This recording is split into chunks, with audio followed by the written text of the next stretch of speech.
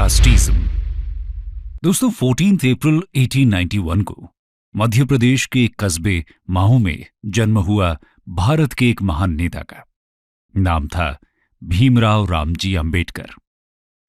तब कौन जानता था कि एक छोटे से शहर में जन्मा ये बच्चा एक दिन अमेरिका और लंदन जाकर पहला ऐसा भारतीय बनेगा जो इकोनॉमिक्स में दो डॉक्टरेट डिग्रीज हासिल करेगा और एक दिन आधुनिक भारत का संविधान लिख देगा। कोलंबिया यूनिवर्सिटी और एलएसई से पीएचडी के अलावा माहू का ये लड़का ब्रिटेन के हाईली एक्सक्लूसिव क्लब ग्रेज इन से बैरिस्टर भी बना। दोस्तों, भीमराव अंबेडकर की कहानी सिर्फ इसलिए फैसिनेटिंग नहीं है क्योंकि उन्होंने अपने दौर के सभी विद्वानों से ज्यादा ज्ञान अर्जित किया, बल्कि इसलिए भी है क्योंकि अंबेडकर ने यह सब एक लंबे संघर्ष से हासिल किया। उनका जन्म महार कम्युनिटी में हुआ, एक ऐसी कम्युनिटी जिसकी गिनती हिंदू सोशल सिस्टम की एक कुरूप व्यवस्था के तहत अनटचेबल्स या अछूतों में होती थी। व्यवस्था का नाम जाति व्यवस्था या कास्ट सिस्टम। जी हां, हमारे संविधान निर्माता भीमराव अंबेडकर एक ऐसी व्यवस्था का शिकार बने जिसने उनके जैसे लाखों करोड़ों लोगों का भविष्य जन्म से ही तय करने की ठान ली थी। अंबेडकर की कहानी इसलिए प्रेरणादायक है क्योंकि जाति व्यवस्था में जिन कम्युनिटीज को अछूत डिक्लेयर किया गया उन्हें ज्ञान अर्जित करने की इजाजत नहीं थी। Doctor Baba Saheb Ambedkar writing and speeches में अंबेडकर लिखते हैं कि हिंदू लॉ गिवर मनु ने शूद्रस को वेदा पढ़ने या सुनने से प्रोहिबिट कर रखा था।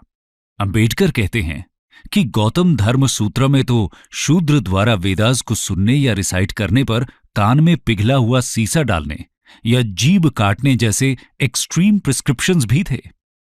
ऐसी एक्सट्रीम व्यवस्था से लड़ते हुए अंबेडकर ने न सिर्फ खुद को एजुकेट किया बल्कि उन्होंने लाखों वंचितों और पिछड़ों को एजुकेट करने और जाति व्यवस्था को जड़ से उखाड़ने के लिए लंबा संघर्ष भी किया।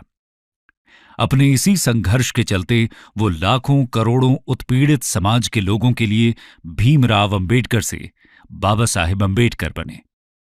आज की हमारी कहानी उसी व्यवस्था की है जिसके खिलाफ संघर्ष में बाबा साहेब ने अपना पूरा जीवन लगा दिया।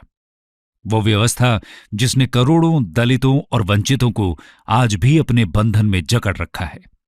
आज के वीडियो में हम जातिवाद का पोस्टमार्टम करते हुए उसकी जड़ों तक जाएंगे और जानेंगे कि कैसे जिस व्यवस्था को दशकों पहले खत्म हो जाना चाहिए था वो आजादी के 75 साल बाद भी हमारे समाज में किसी न किसी रूप में मौजूद है। साथ में जातिवाद के एवोल्यूशन पर नजर डालते हुए हम ये भी देखेंगे कि वो कौन से फैक्टर्स थे जिन्होंने कास्टिज्म और अनटचेबिलिटी को चैलेंज करते हुए हिंदू सोशल सिस्टम में बदलाव किए। चलिए शुरुआत करते हैं कास्ट सिस्टम की डेफिनेशन और ओरिजिन से। ओरिजिन ऑफ वर्ण and caste system.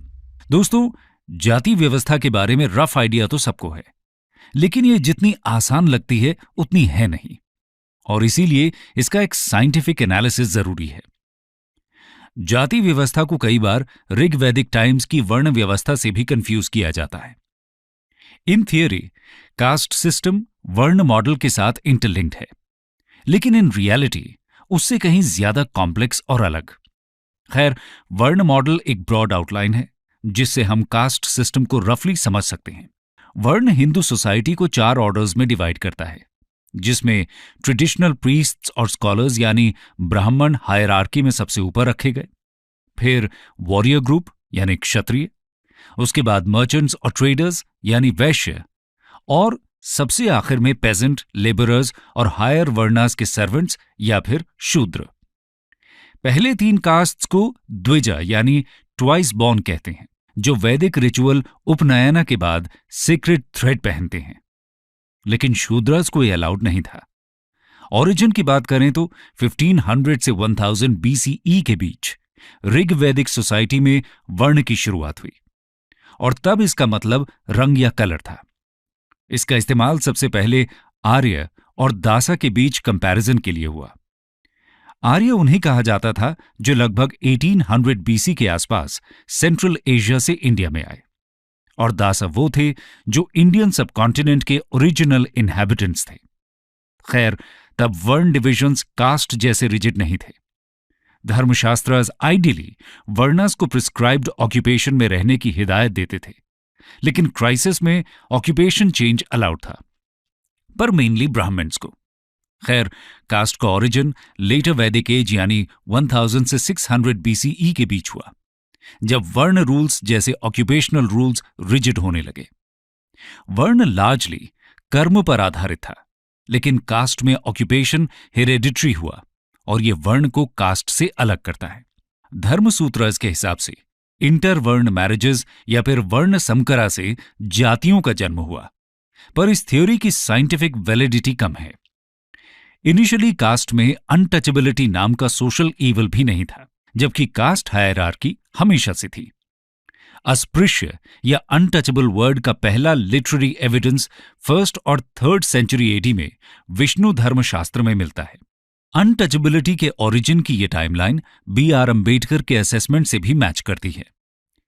Early 5th century में जब चाइनीज ट्रैवलर फाहियन इंडिया आए तो वो भी अनटचेबिलिटी के वाइड स्प्रेड एग्जिस्टेंस की बात करते हैं।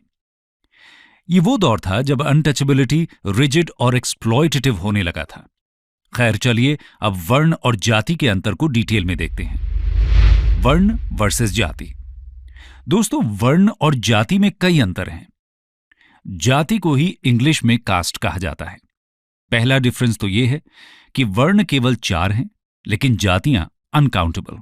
कास्ट में एक 5th ग्रुप भी है, जिसे अवर्ण, अतिशूद्र या अनटचेबल्स कहा गया। दूसरा ये कि वर्ण में 4 ग्रुप्स का स्टेटस फिक्स्ड है, लेकिन कास्ट में ऐसा नहीं है। फॉर एग्जाम्पल, ब्राह्मण्स और अनटचेबल्स के बीच लोकेटेड मिडिल कास्ट्स के स्टेटस और privileges control over land, wealth, power और पॉपुलेशन जैसे लोकल फैक्टर्स पर डिपेंडेंट हैं। इसलिए अगर एक ग्रुप इतिहास में पॉलिटिकल पावर गेन कर लेता था, तो वो क्षत्रिय स्टेटस क्लेम करने लगता। यही वजह है कि मौर्य वंश के रूलर्स के कास्ट ओरिजिन्स को लेकर कई डिबेट्स और डिस्कशंस हैं। डेमोक्रेसी के चलते आज कई जगहों में ज्यादा पॉपुलेशन वाले कास्ट्स ऊपर के वर्णा से ज्यादा वेल ऑफ और पावरफुल हैं, जिन्हें सोशियोलॉजिस्ट्स डोमिनेंट कास्ट कहते हैं। इसके अलावा वर्ण कई रेंज ऑफ ऑक्यूपेशंस प्रिस्क्राइब करता है, जबकि जाति एक स्पेसिफिक ऑक्यूपेशन से कनेक्टेड है।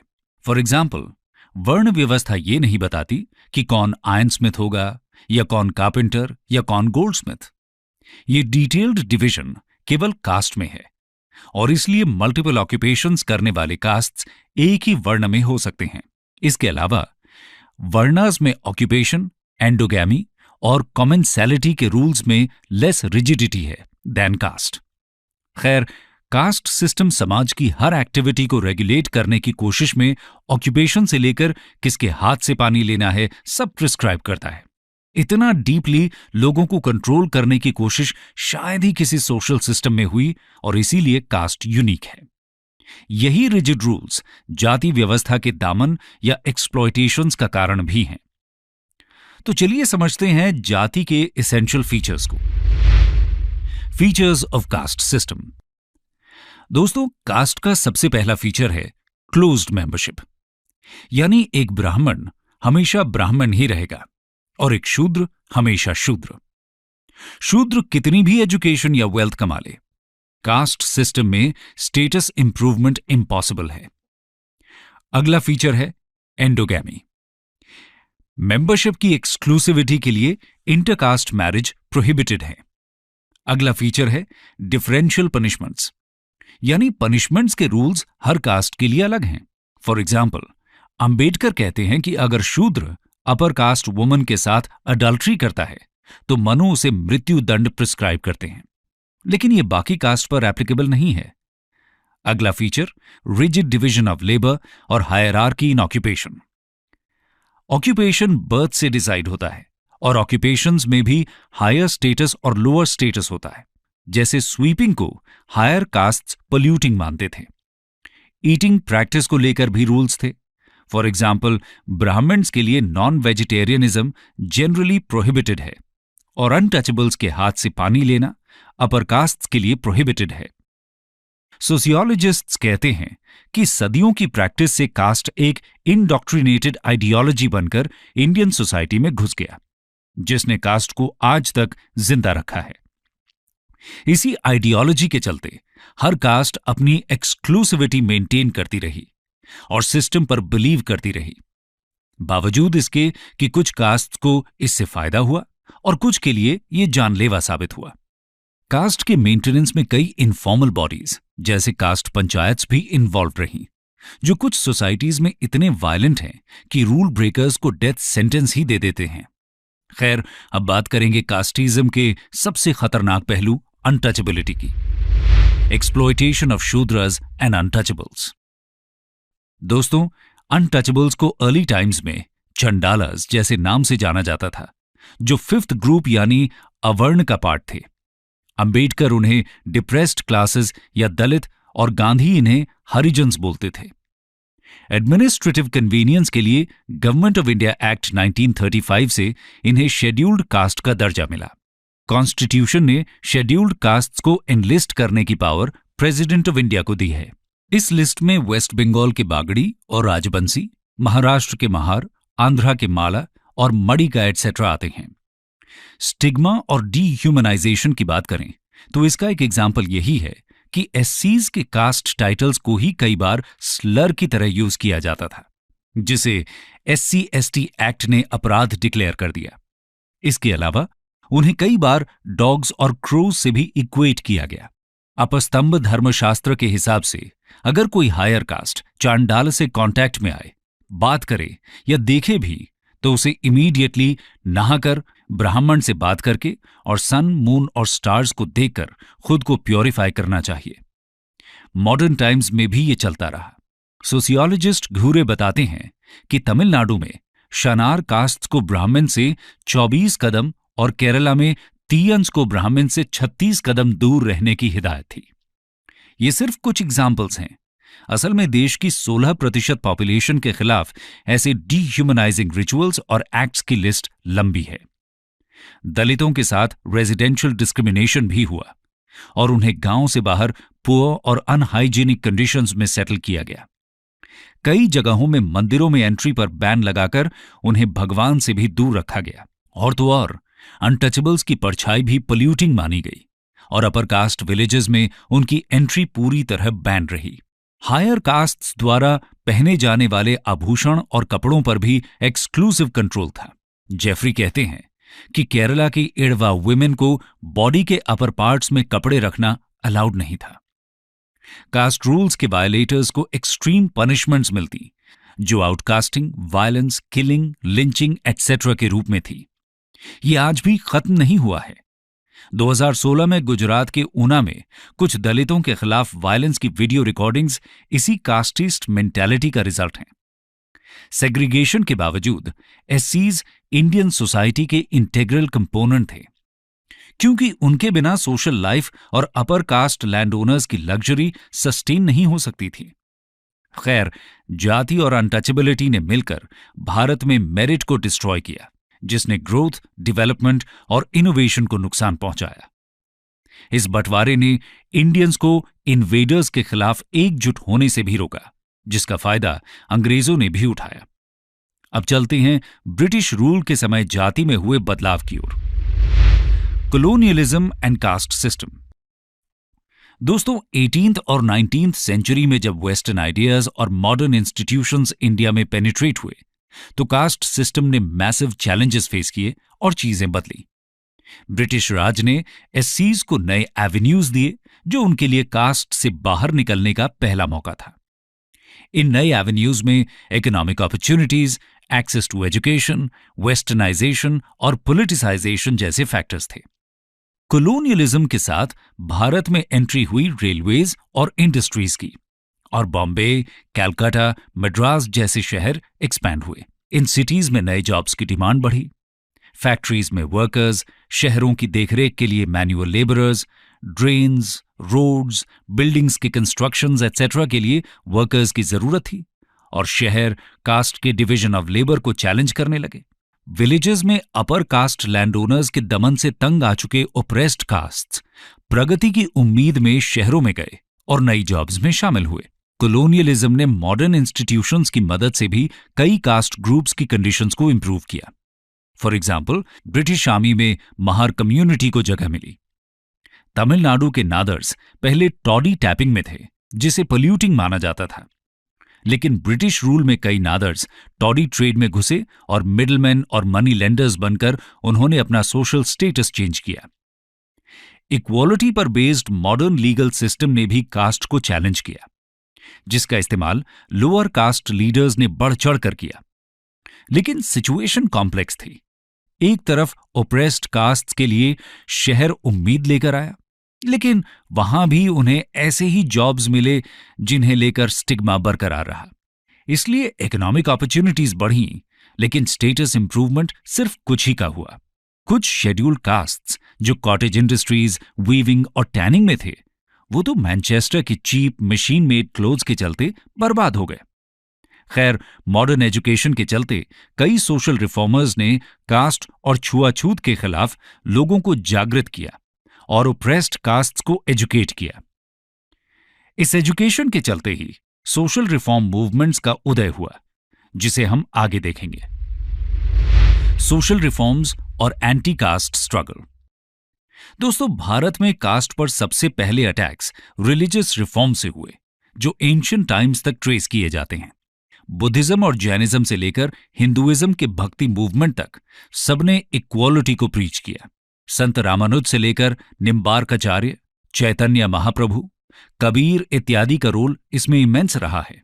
पर कास्ट सिस्टम को सबसे बड़ा झटका 19वीं सेंचुरी में लगा। फ्रेंच रेवोल्यूशन हो चुका था और लिबर्टी, इक्वालिटी और फ्रेटर्निटी के आइडियाज पूरे विश्व में प्रचलित हो रहे थे। इंडियंस भी इससे अछूते नहीं थे। कई इंडियन लीडर्स और स्कॉलर्स मॉडर्न आइडियाज से प्रेरणा लेकर अनटचेबिलिटी और चाइल्ड मैरिज जैसे सोशल इवल्स पर अटैक करने लगे।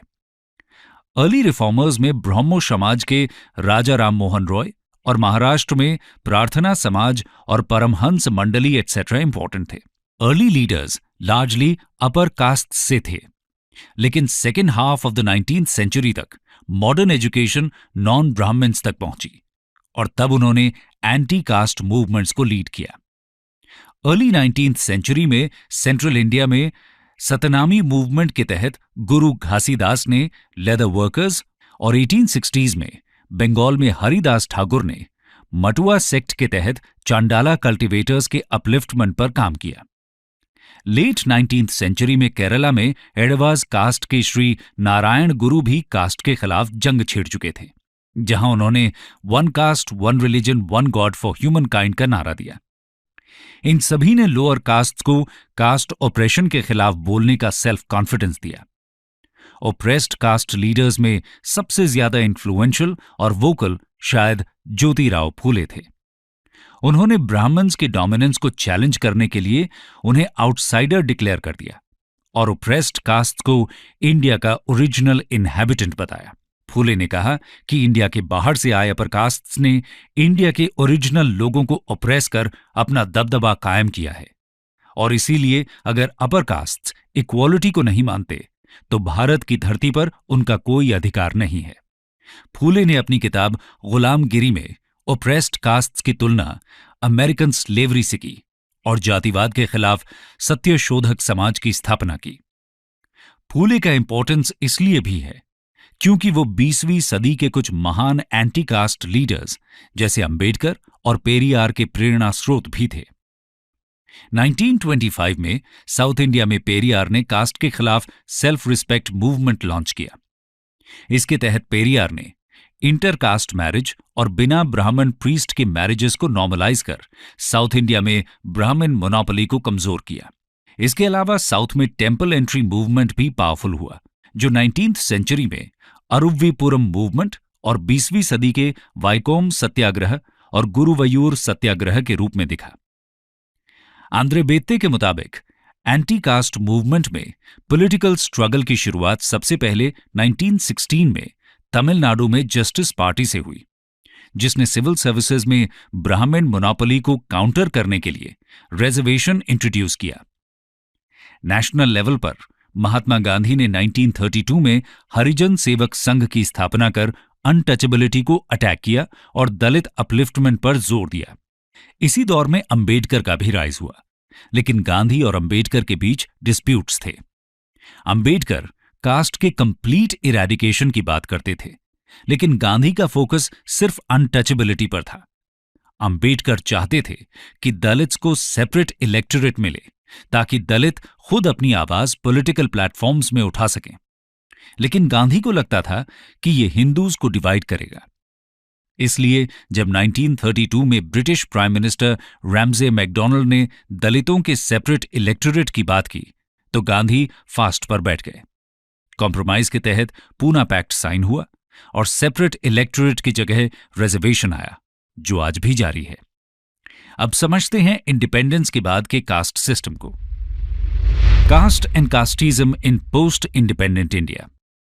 दोस्तों, आजाद भारत ने policy of protective discrimination adopt किया ताकि ऐतिहासिक अन्याय सहने वाले समाज को सब्सटेंटिव न्याय मिले।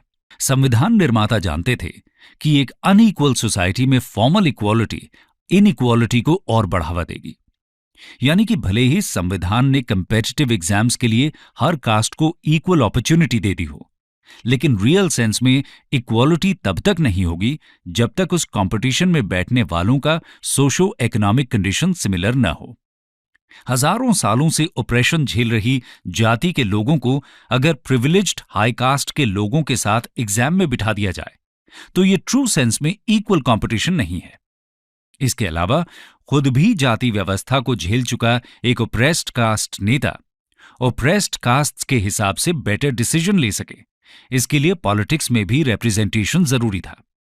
इसलिए एससीज के लिए लेजिस्लेचर, गवर्नमेंट जॉब्स और एजुकेशन इंस्टीट्यूशंस में रिजर्वेशन की व्यवस्था हुई। 15% सेंट्रल सर्विसेज में और 14% पार्लियामेंट में। अनटचेबिलिटी का एबोलिशन हुआ और एससीज को पब्लिक प्लेसेस जैसे shops, hotels, wells, tanks, bathing ghats, roads etcetera में फ्री एंट्री मिली। 5 ईयर प्लान्स में भी एक स्पेसिफिक कंपोनेंट बना जो इन कम्युनिटीज के वेलफेयर पर स्पेशल ध्यान देता था। पॉलिटिकल स्ट्रगल को कंटिन्यू रखने के लिए बाबा साहेब अंबेडकर के बेटे यशवंत अंबेडकर और एन शिवराज के नेतृत्व में रिपब्लिकन पार्टी ऑफ इंडिया को 1957 में बनाया गया। इसका मेन पर्पस एससी सबकास्ट को यूनाइट कर पॉलिटिकल पावर गेन करना था, लेकिन इंटरनल डिफरेंसेस के चलते पार्टी स्प्लिट हुई और आरपीआई के डिसइल्यूजन लीडर्स ने 1970s में दलित पैंथर्स बनाकर पॉलिटिकल मूवमेंट को एक्सपैंड किया। नॉर्थ इंडिया में दलित लीडर कांशीराम का उदय हुआ, जिन्होंने बहुजन्स यानी दलित्स और बाकी के बैकवर्ड कास्ट्स को यूनाइट किया। उन्होंने 1984 में बहुजन समाजवादी पार्टी का फॉर्मेशन कर शेड्यूल्ड कास्ट पॉलिटिक्स को नया आकार दिया। कास्ट पॉलिटिक्स में एक इंपॉर्टेंट टर्न 1980s और 1990s में आया, जब मंडल कमीशन ने अदर बैकवर्ड क्लासेस के लिए 27% रिजर्वेशन की बात की। ओबीसीज मिडिल कास्ट के वो ग्रुप्स हैं जो फॉरवर्ड कास्ट के डोमिनेंस के चलते बैकवर्ड रहे। मंडल ने भारतीय राजनीति को हमेशा के लिए बदल कर रख दिया, क्योंकि मंडल मूवमेंट से जन्मे कई बैकवर्ड कास्ट नेताओं ने 1990s में यूपी और बिहार से इंडियन नेशनल कांग्रेस की मोनोपोली को डिस्ट्रॉय कर दिया। 1990s के बाद लगभग 24 साल तक इनके बिना नेशनल गवर्नमेंट बन पाना किसी पार्टी के लिए मुमकिन नहीं था।